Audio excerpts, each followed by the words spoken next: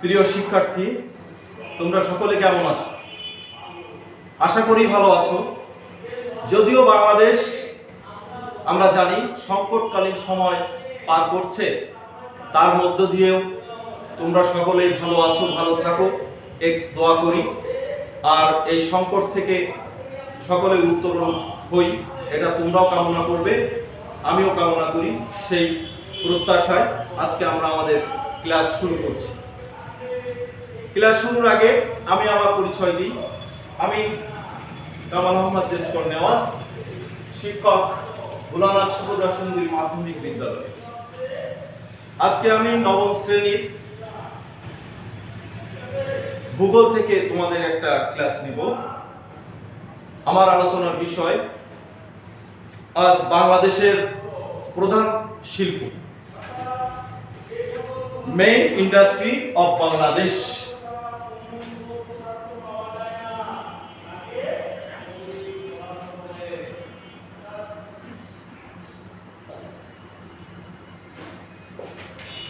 বাংলাদেশের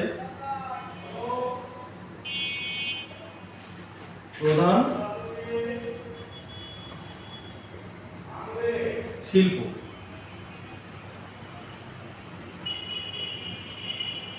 main industry of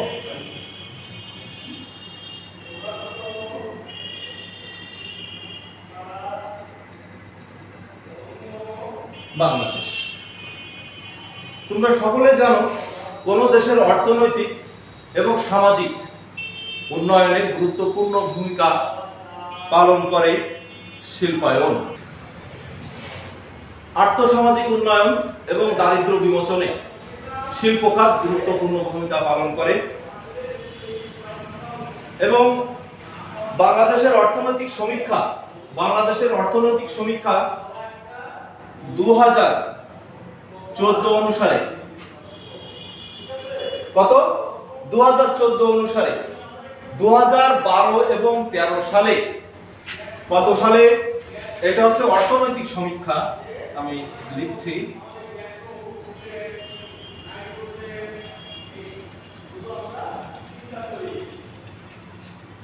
অর্থনৈতিক সমীক্ষা 2014, 2012 এবং 2013 সালে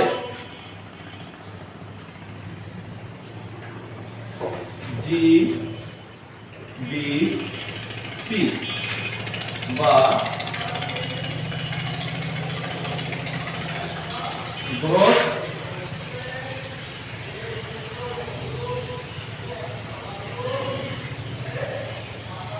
ডেভেলপমেন্ট প্রোডাক্ট।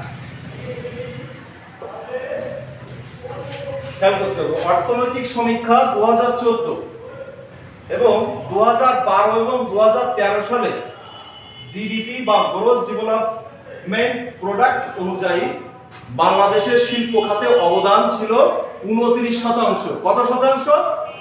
মনে রাখতে হবে, কত শতাংশ? 29%। হ্যাঁ, তোমরা সঠিক এবং ঠিক বলেছো, যেটা অনুমান করেছো ওটাই ঠিক, 29%।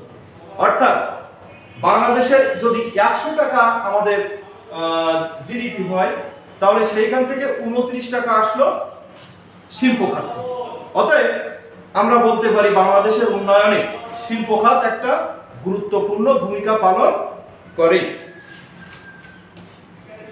এখন আমাদের জানতে হবে যে বাংলাদেশের সেই শিল্প খাতের ভিতর কোন কোন শিল্প সবচেয়ে বেশি অবদান রাখে। আমরা এবার প্রথমে যে শিল্প খাতটি নিয়ে আলোচনা করব বা যে শিল্প নিয়ে আলোচনা করব সেটা হচ্ছে পাট শিল্প। পাট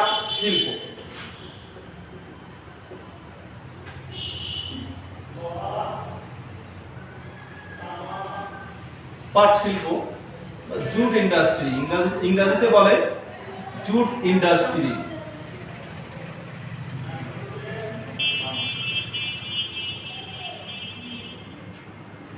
পাট বা সোনালী আঁশ এটা বাংলাদেশের একটা প্রধান অর্থকরী ফসল। অর্থকরী ফসল হলেও এই পাট থেকে পাট আবার প্রধান একটা শিল্পদ্রব্য, এটা মনে রাখতে হবে। প্রধান শিল্পদ্রব্য, এই পাট থেকে আমরা বিভিন্ন ধরনের জিনিসপত্র তৈরি করি। এটা যেমন ঠিক আছে, তেমনি বাংলাদেশ কৃষি নির্ভর হওয়ার কারণে এই শিল্পগুলো সহায়ক হিসাবে পাট অন্যতম ভূমিকা পালন করে। এটা আরেকটা কারণ আছে, বাংলাদেশের যে শ্রমিক সেগুলো সহজলভ্য, অনুকূল পরিবেশ, পাট উপযোগী মানে পাট চাষের উপযোগী যে পরিবেশ, এই কারণে এখানে পাট শিল্পটা গড়ে উঠতে সুবিধা হয়েছে। এদেশে রয়েছে দক্ষ এবং সুলভ শ্রমিক, আমরা এটা জানি। কোন দেশে? বাংলাদেশে, আমাদের দেশ স্বাধীন বাংলাদেশ, আমরা এটা সবাই জানি। এখানে রয়েছে দক্ষ সুলভ শ্রমিক। সর্বোপরি পাট শিল্পের প্রতি বর্তমান সরকারের রয়েছে অকুণ্ঠ সমর্থন এবং সহযোগিতা। রুগ্ন ভগ্ন শিল্পকে পুনরুদ্ধারের ক্ষেত্রে বর্তমান সরকার যে ভূমিকা রেখেছে সেটা প্রশংসার দাবি রাখে। তোমরা শুনে খুশি হবে বা তোমরা জেনে আনন্দিত হবে, বাংলাদেশের প্রথম যে পাটকল প্রতিষ্ঠিত হয় সেটা 1951 সালে আদমজি নগরীতে নারায়ণগঞ্জে, যেটা আমি মাঝে মাঝে দেখাবো। এই নারায়ণগঞ্জে মানচিত্রে তোমরা দেখতে পাচ্ছ, এটা নারায়ণগঞ্জে প্রথম বাংলাদেশের পাটকলটি স্থাপিত হয়। কত সালে? 1951 সালে প্রথম পাটকল।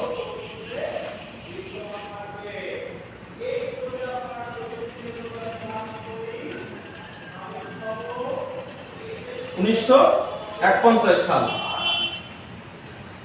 এবং 1000 তাপ বিশিষ্ট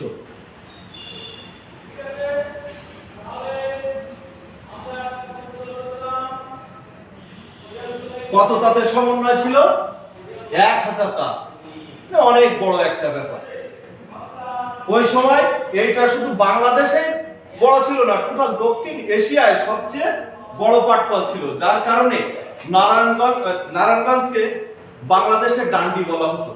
নারায়ণগঞ্জ আমরা এটাও জানি, আরো যারা সিনিয়র শিক্ষক যারা আছে তাদের লেকচার থেকে তোমরা জানতে পারবে, এক সময় নারায়ণগঞ্জ, বাংলাদেশের নারায়ণগঞ্জকে বলা হতো Narayanganj is the Dundee of Bangladesh.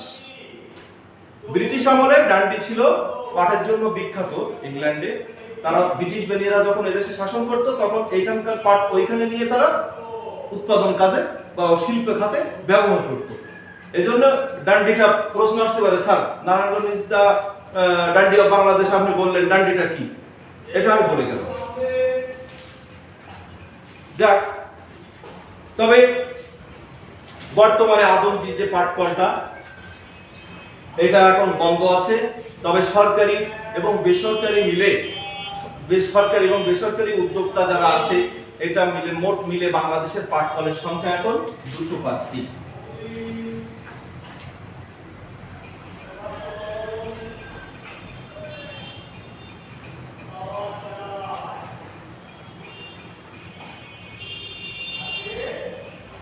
কয়টি? ভালো করে খেয়াল করো, সরকারি এবং বেসরকারি সব মিলে বাংলাদেশে এখন মোট পাটকলের সংখ্যা 205টি, এটা মনে রাখতে হবে। এবং এই পাটকলের, এই 205টি পাটকলের গড় উৎপাদন 6,63,000 মেট্রিক টন। আমি বোর্ডে দেখাচ্ছি, তোমরা এটা খেয়াল করো।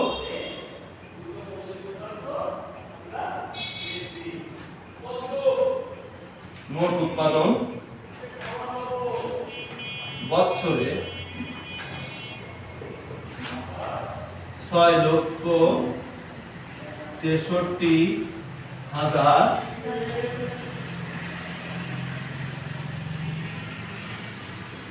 Metric ton. মোট উৎপাদন বছরে তাহলে কত? 6,63,000 মেট্রিক টন। এটাও কিন্তু কম নয়।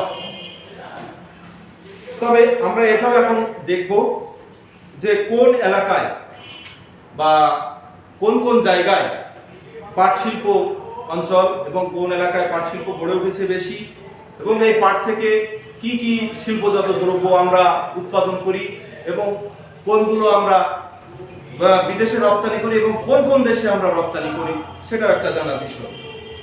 তো আমি এখন ছকের মাধ্যমে আমি সেটা দেখানোর চেষ্টা করব।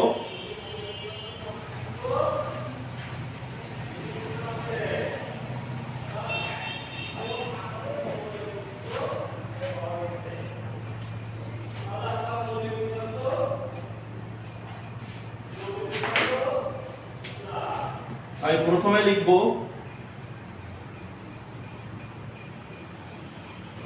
পাট শিল্প কেন্দ্র অঞ্চল, তারপর লিখব উৎপাদিত দ্রব্য,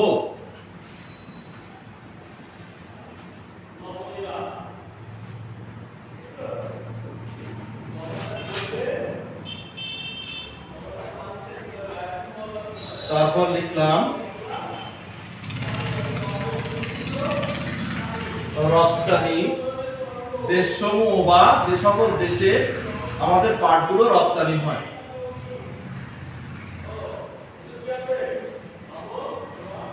তাহলে প্রথমে কি আছে? পাট শিল্প কেন্দ্র অঞ্চল, তারপর আছে উৎপাদিত দ্রব্য, তারপর হচ্ছে রপ্তানি দেশসমূহ। পাট শিল্প কেন্দ্র অঞ্চল বলতে আমরা বোঝাই যে এলাকায় ওই পাট শিল্পগুলো গড়ে উঠেছে সেইগুলো হচ্ছে পাট শিল্প কেন্দ্র অঞ্চল। আর উৎপাদিত দ্রব্য এই পাট শিল্প কেন্দ্র অঞ্চল বা এই ফ্যাক্টরি থেকে, এই মিল থেকে যে সমস্ত দ্রব্যগুলো, যে সমস্ত জিনিসপত্রগুলো আমরা আমাদের নিত্য প্রয়োজনীয় ব্যবহারিক কার্য হিসাবে ব্যবহার করি, সেটাই হচ্ছে উৎপাদিত দ্রব্য। আর ওইখান থেকে আমরা যে জিনিসগুলো বাইরে বিক্রি করার উদ্দেশ্যে পাঠাই, বৈদেশিক মুদ্রা অর্জনের জন্য পাঠাই যেসব দেশে, ওইগুলো হচ্ছে রপ্তানি দেশ বা রপ্তানিকারক দেশ। আমরা এবার তাহলে দেখি নারায়ণগঞ্জ। প্রথমে আমার নারায়ণগঞ্জ লিখতে হবে, যেহেতু নারায়ণগঞ্জে প্রথম বাংলাদেশের পাট শিল্প গড়ে ওঠে।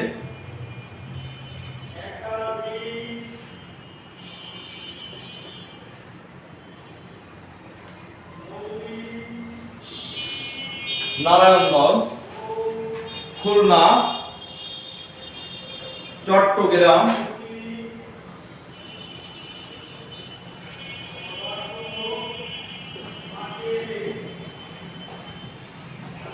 ডেমরা,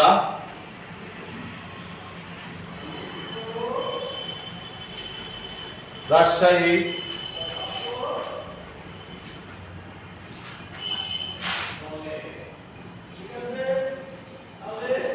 মাদারীপুর,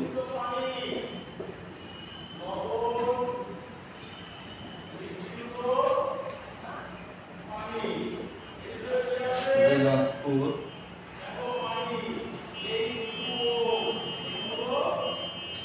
ইত্যাদি।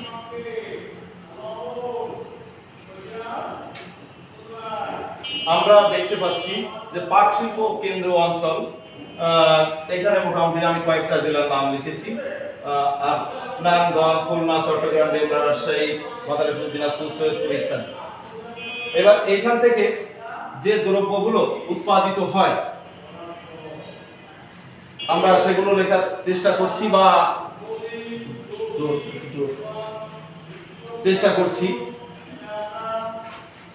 প্রথম চট, বস্তা, কার্পেট, ব্যাগ,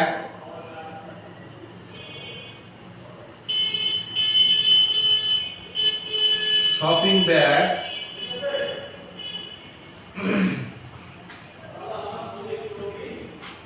স্যান্ডেল,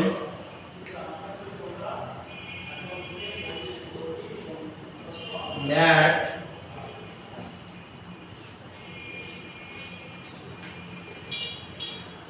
পুতুল ইত্যাদি। এবং অন্যান্য জিনিসপত্র এখান থেকে উৎপাদন করা সম্ভব। এবং যে সমস্ত দেশ আমাদের এই পাট শিল্প থেকে উৎপাদিত যে দ্রব্যগুলো পাওয়া যায় এর ক্রেতা, আমি সেটা দেখানোর চেষ্টা করছি। প্রথমে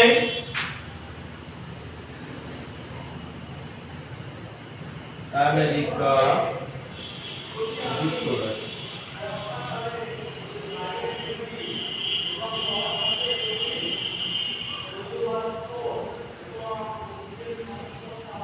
যুক্তরাষ্ট্র,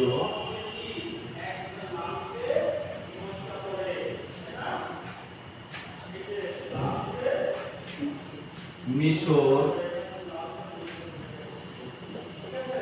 রাশিয়া,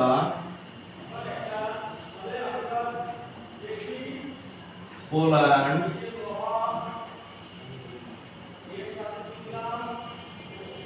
ভারত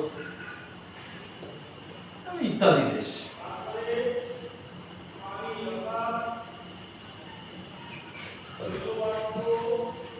তাহলে সুপ্রিয় শিক্ষার্থীরা, তোমরা জেনে গেলে যে পাট শিল্প কেন্দ্র অঞ্চল কোন কোন জায়গায় আছে, সেটা আমরা এই ছকের মাধ্যমে দেখালাম।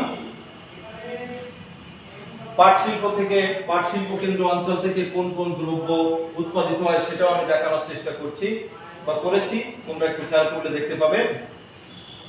অন্যদিকে এই কেন্দ্র অঞ্চল থেকে যে সমস্ত দ্রব্য উৎপাদিত হয় এবং সেইটা কোন কোন দেশে রপ্তানি করা হয়, আমি সেই সমস্ত দেশের নামগুলো লেখারও চেষ্টা করছি। এখন আমি তোমাদের এক একটা করে দেখানোর চেষ্টা করব যে কোন কোন এলাকা। নারায়ণগঞ্জ পাট শিল্প কেন্দ্র এলাকা দেখাচ্ছি, খুলনা, আমাদের খুলনা, চট্টগ্রাম, এই ডেমরা, এই ঢাকার একটা শহর এখানে আছে, রাজশাহী, মাদারীপুর, সৈয়দপুর, এই পাশাপাশি আছে সব। এই মূলত এইখানে পাট শিল্প কেন্দ্র অঞ্চলগুলো গড়ে উঠেছে। সুপ্রিয় বন্ধুরা, এরপর আমি যে শিল্পটা নিয়ে আলোচনা করব সেটা হচ্ছে বস্ত্র শিল্প। তবে আমি আশা করি এই পাট শিল্প ব্যাপারে হয়তোবা তোমাদের আর কোনো প্রশ্ন নেই। আর যদি তোমাদের কোনো প্রশ্ন থাকে তাহলে পরবর্তীতে যদি সুযোগ সুবিধা হয় ইনশাআল্লাহ সেটা করার চেষ্টা করব।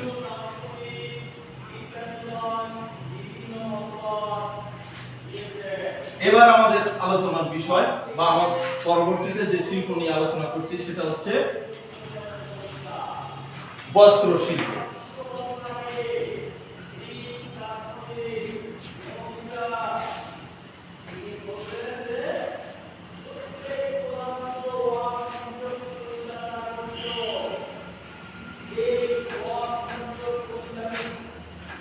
বস্ত্র শিল্প বা cotton textile industry.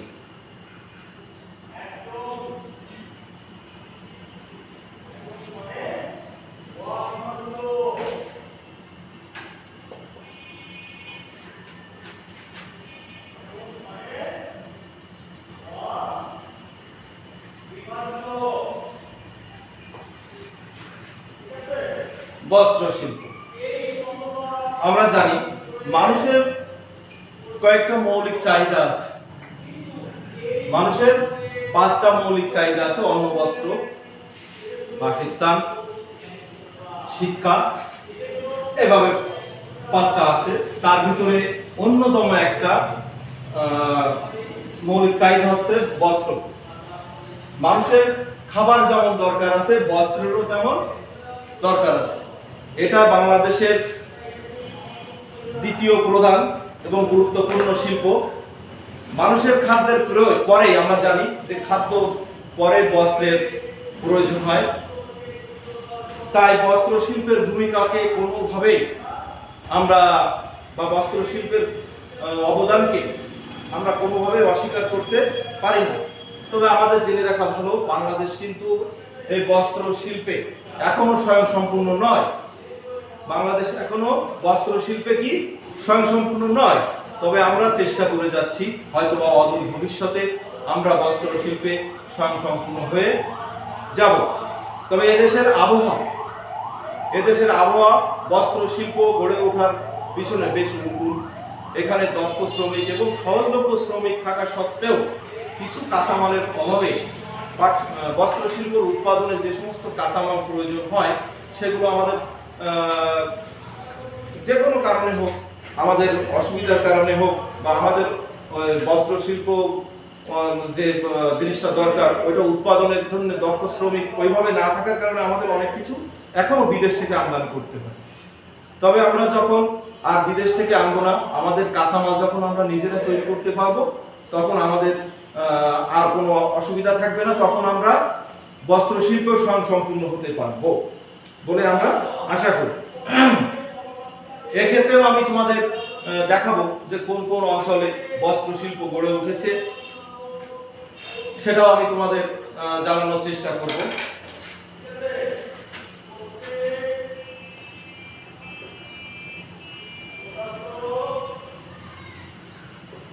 Dhaka,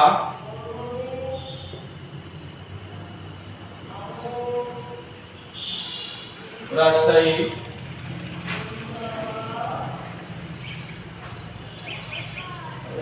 Khulna,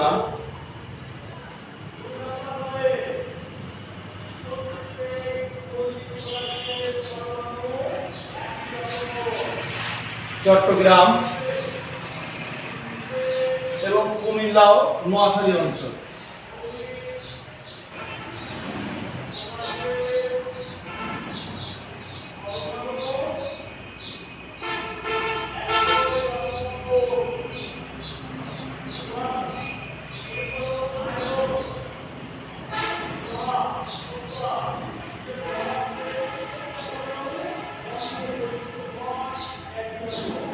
তাহলে আমরা এটা বলতে পারি যে মূলত ঢাকা, রাজশাহী, খুলনা, চট্টগ্রাম, কুমিল্লা ও নোয়াখালী অঞ্চলে মূলত আমাদের বস্ত্র শিল্পের প্রধান ঘাঁটি। এইখান থেকেই আমরা বেশি কি পেয়ে থাকি? বস্ত্র পেয়ে থাকি, বস্ত্র উৎপাদন করে থাকি। তবে আমাদের এই বস্ত্র শিল্পে যে কাঁচামালগুলো আমি আগেও বলেছি যে বাংলাদেশ যেহেতু এখনো বস্ত্র শিল্পে স্বয়ংসম্পূর্ণ নয়, তাই আমাদের কিছু কাঁচামাল বিদেশ থেকে আমদানি করতে হয়।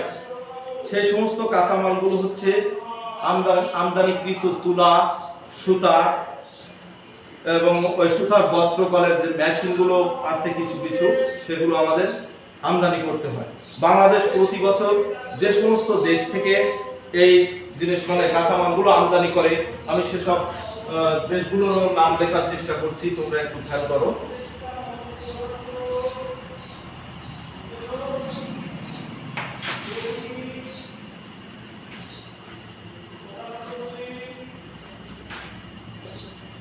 জাপান,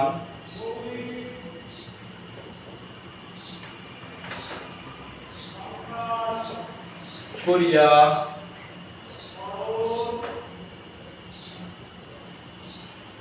সিঙ্গাপুর,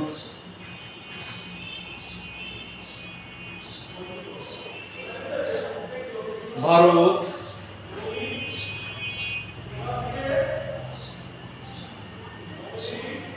পাকিস্তান ইত্যাদি।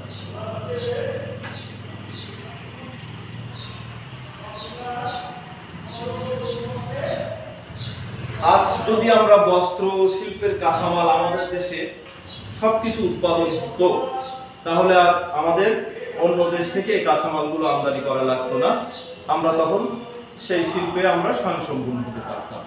তাহলে মোটামুটি আমরা একটা ধারণা পেয়ে গেলাম বস্ত্র শিল্প সম্পর্কে। আশা করি তোমরা সেটা বুঝতে পারছো। এবার আমি যে শিল্পটা নিয়ে আলোচনা করব, একটা গুরুত্বপূর্ণ শিল্প বাংলাদেশের অর্থনীতিতে মোটামুটি ভূমিকা পালন করে, সেটা হচ্ছে কাগজ শিল্প বা পেপার ইন্ডাস্ট্রিজ।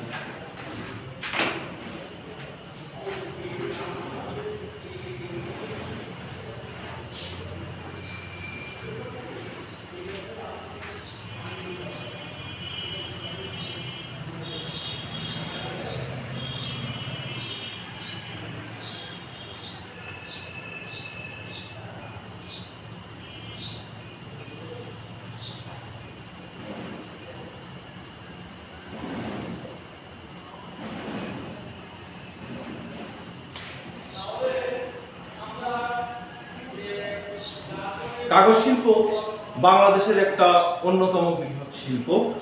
1953 সালে বাংলাদেশের চন্দ্রঘোনায় প্রথম কাগজের কল স্থাপিত হয়। বর্তমানে বাংলাদেশে সরকারি কাগজের কলের সংখ্যা হচ্ছে 6টি এবং 4টি বোর্ড মিলস, যেটা আমরা হার্ডবোর্ড হিসাবে জানি, এবং একটি নিউজ প্রিন্ট মিল প্রতিষ্ঠিত হয়েছে এবং বেসরকারিভাবেও উল্লেখযোগ্য হারে কাগজের কল বাংলাদেশে স্থাপিত হয়েছে। আমি এবার